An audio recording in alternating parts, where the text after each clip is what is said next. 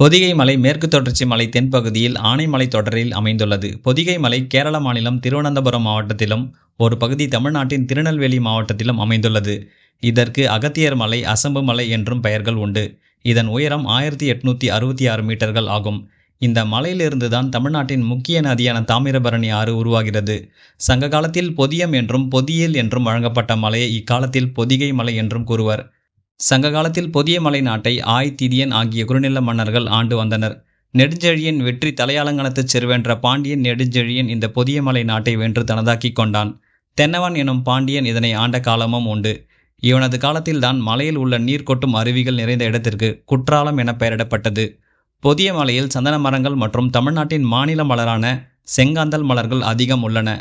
பொதிய மலையில் இருந்து கொண்டு அகத்தியர் தமிழ் வளர்த்ததாக கூறுகின்றனர். பொதிய மலையின் உச்சியில் அகத்தியர் கோயிலும் அமைந்துள்ளது.